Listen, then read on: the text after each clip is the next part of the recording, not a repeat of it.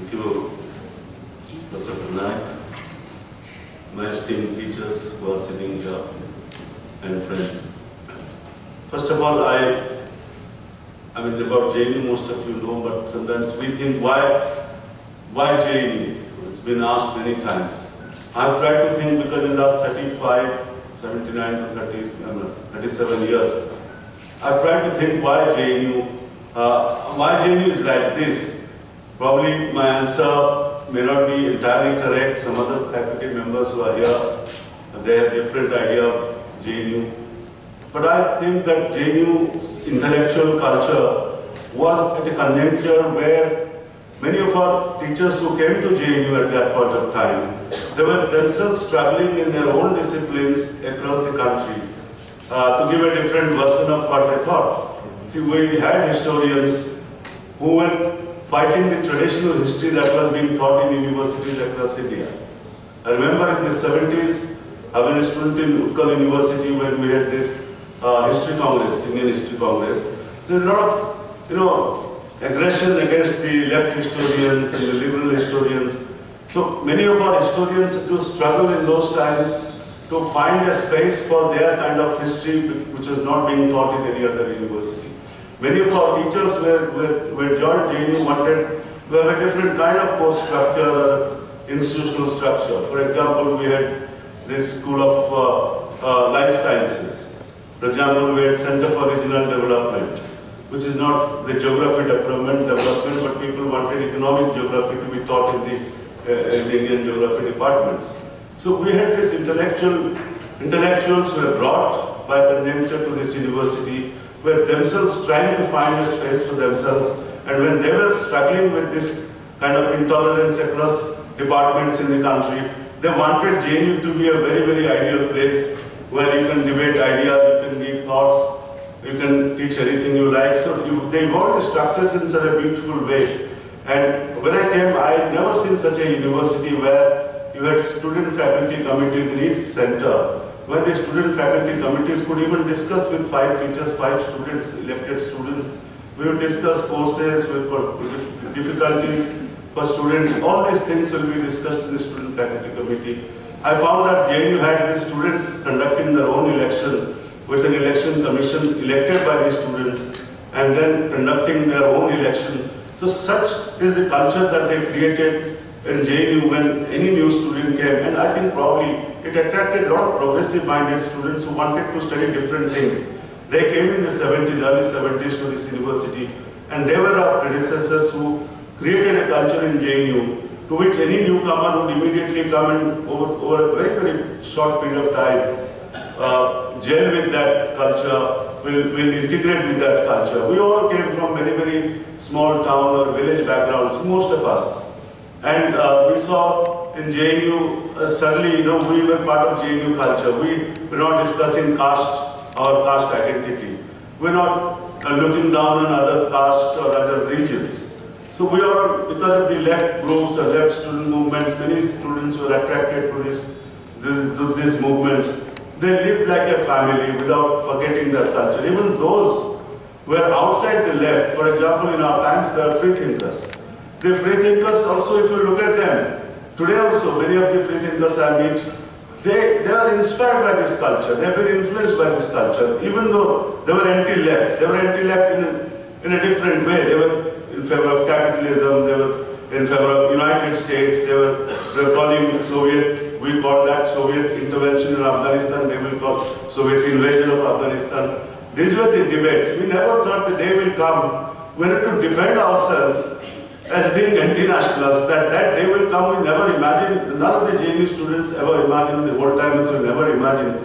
We are fighting capitalism or imperialism, Soviet, pro-Soviet, anti-Soviet, pro-poor, pro-rich.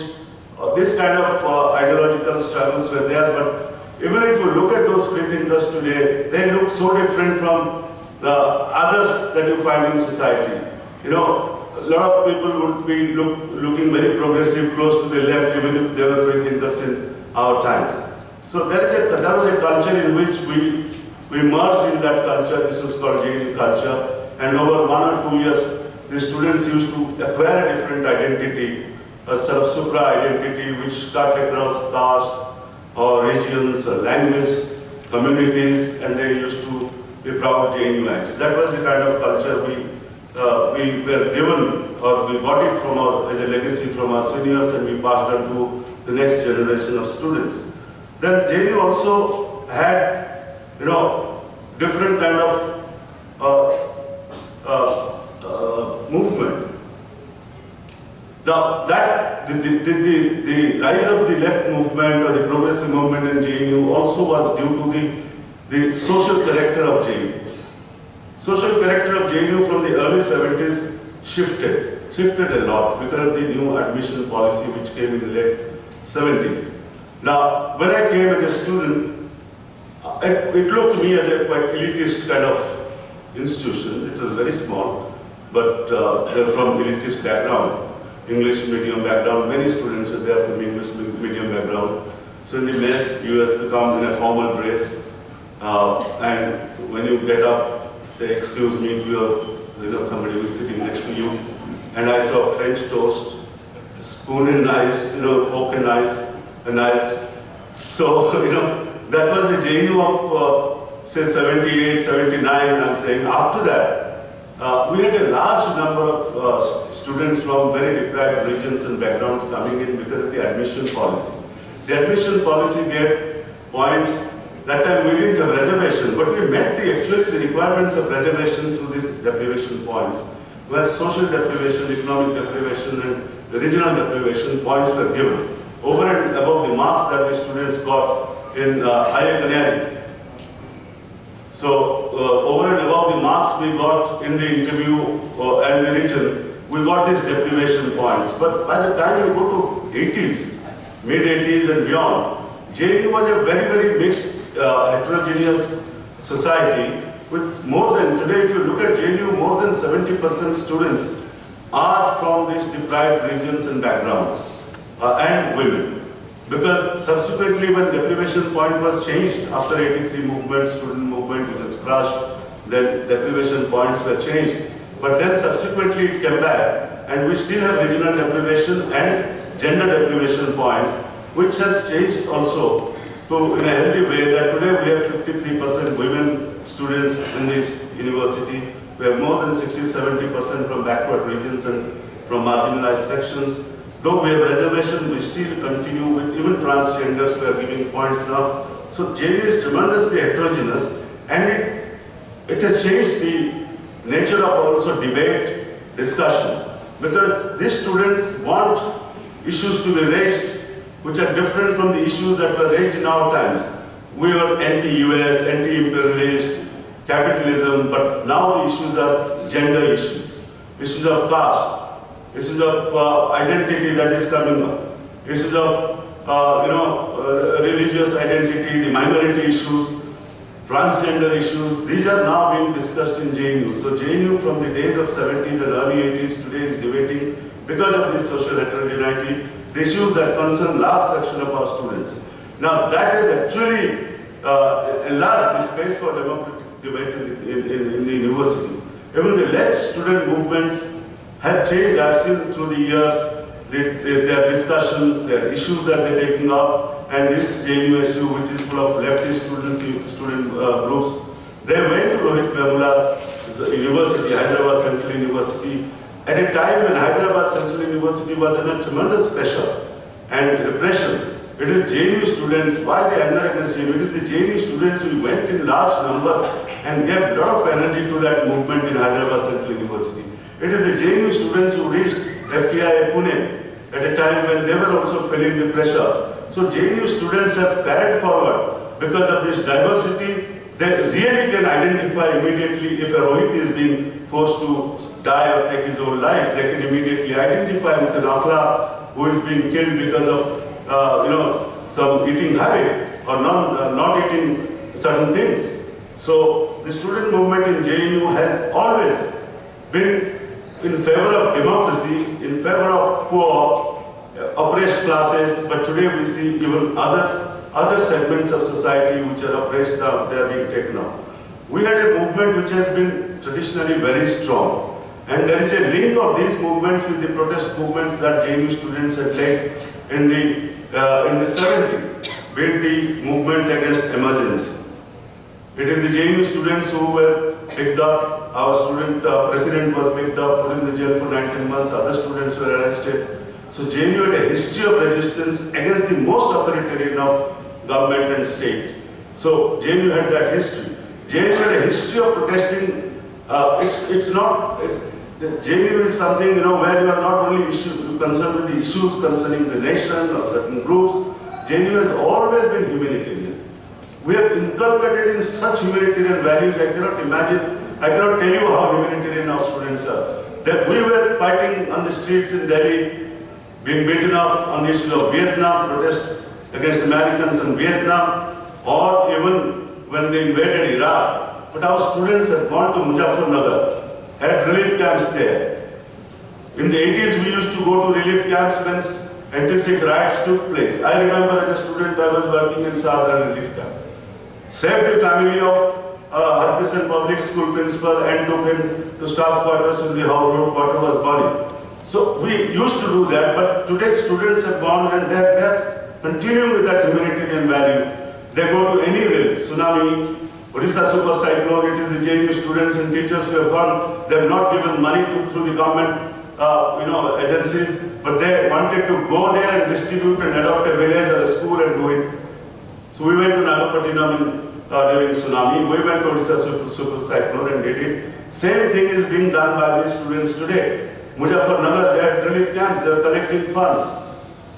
So even on the Dadri incident, JNU students have been on the forefront of this protest. I am very proud to say that people might say, oh, JNU has deteriorated, but I said, look, every generation says, "Mera generation बहुत अच्छा था, बात अच्छे नहीं रह गया JNU.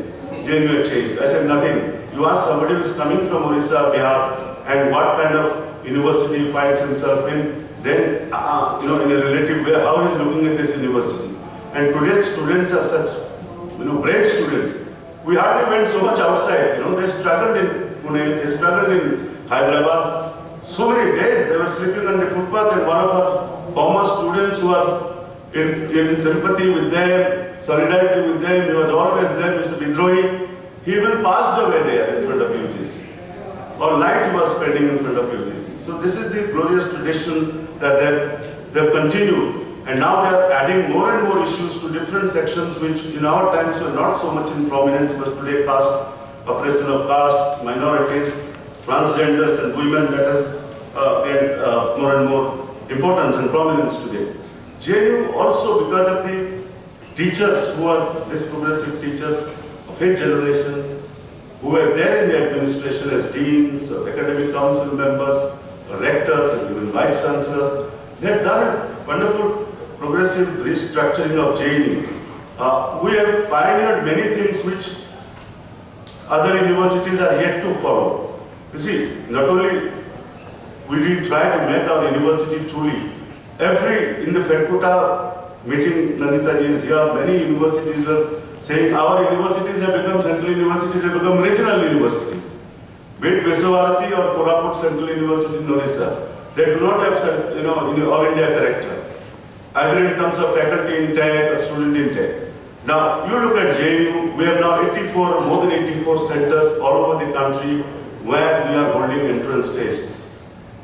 And from there we are trying to bring in overwhelming majority of our students are from outside Delhi. That is what we do by bringing in people from these deprived regions, small districts, backward districts, and teach them. And after 5-6 years, you tell me, yesterday in my house there is guests from Siberia who are putting up an exhibition on Buddhism inside Russia. And they were saying, there is a student of mine, Avimanyu, from Odisha. They said 5-6 years we are watching, and today his letters he is writing to us for visiting those areas, the way he is talking to us. They see the difference that has been 4-5 years he has made as a student here, the confidence level of the students. We have in this university Gender Enquiry Committee against sexual harassment. Now this is I think the university was first in that it had a GS cache which is strongly inquiring into many of the sexual harassment complaints. And I think in the last 1 or 2 years, 3 faculty members have been out of the university after the inquiry by the JS Cash. We have an equal opportunity office. All over the country, we are talking about discrimination in Hyderabad and elsewhere. JNU has this equal opportunity office. Equal opportunity office which takes into account or which inquires into cases of discrimination of social nature. So we have these kind of facilities or institutions in JNU. JNU is the only university in the country which gives fellowship from undergraduate level. We have undergraduation in School of Languages, foreign languages. Undergraduation, Masters, MPhil, PhD. Whether you get it from UGC, ICSSR or ICHR or not, all students are given certain amounts to study here. So these are the way the university has been trying to bring in students from all parts of the country and give them a voice, empower them academically and make them very confident individuals to face life in the world. Now, when we saw all these achievements, all these structures have created a very strong progressive student movement, a very strong culture where people articulate their thoughts. People like Ramila Thapar and Prof. Patnaik, they can still, when the world is now not very, the word imperialism is not very fashionable, they are still talking to us about imperialism. Now, the terms have now, different terms are being used, but they still stick to the terms. These are the freedom that they enjoy. But last few months, there have been continuous attacks on JNU. One, Subramaniam Swami, long back said JNU should be closed down. It's a den of anti-nationals. In the organizer, there are articles even naming teachers how JNU is a hub of anti-nationals. There have been continuous attacks, and Kanhaiya Kumar will tell you why they are angry. At one level, they want to homogenize JNU because this heterogeneity is not helping them. So they will crush and they will make them homogeneous in their thought. Even the Dalits would think in the same way as the kind of thought they want to promote, that every Dalit or a minority would follow that thought pattern. So they want to homogenize it and they want to introduce what Prof has said, commercialization and privatization, on which Nandita will elaborate very much, how the universities have been destroyed systematically in the last 25 years. We have not one category of teachers like when we joined, we had only teachers, permanent teachers. Now you go to states like Orissa, 6 or 7 types of teachers in colleges. Block grant teacher, contractual teacher, guest teacher, privately aided colleges, privately non-aided colleges, state scale teachers, and UGC scale teachers. So you have 7 or 8 types of teachers. And this is how you are recruiting and improving higher education. So you are making higher education, public institutions who are in the field of higher education very unattractive for either very bright students or bright scholars who want to join the universities. On the other hand, the private universities are being encouraged to set up shops here. Many of our JNU teachers are being attracted to those institutions by higher pay, higher salary. They have gone to nearby universities with a higher salary. Suddenly lecturer becomes associate professor and they're gone there 5 years leave. So they get, the JNU brand, any university brand is used by them to take certain faculty there and say these are the faculty available with our university. Come and join Jindal University, come and join such and such university. That is how the brands are being built by taking our faculty. So under these circumstances, sir, it is good that JNU spoke out. It is good for the first time so many teachers came out in favor of students because it was not just a breach of discipline. If it was purely a breach of discipline, we would have said, punish Kanhaiya Kumar through an inquiry, internal inquiry. But we are seeing the pattern that was happening. And Kanhaiya Kumar was leading protest in UGC. Kanhaiya Kumar was leading, not Kanhaiya Kumar, the whole JNU leadership.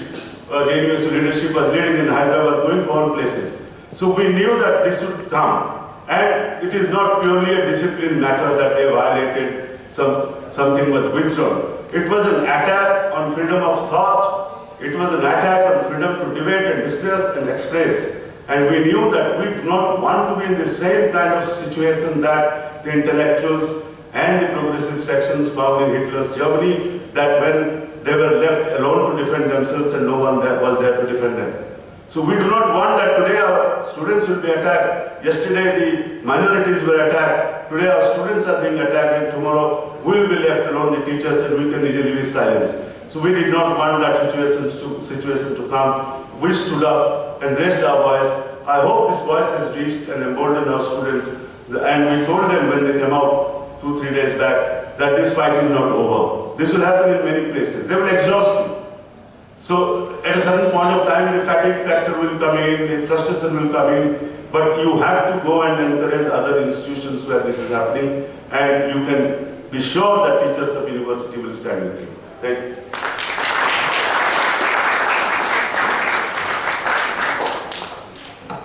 Thank you, Ajay. I'd like to congratulate you as the President of the Teachers Association of ANU for the remarkable stand that you have taken. I'd now like to call Nandita Narayan, President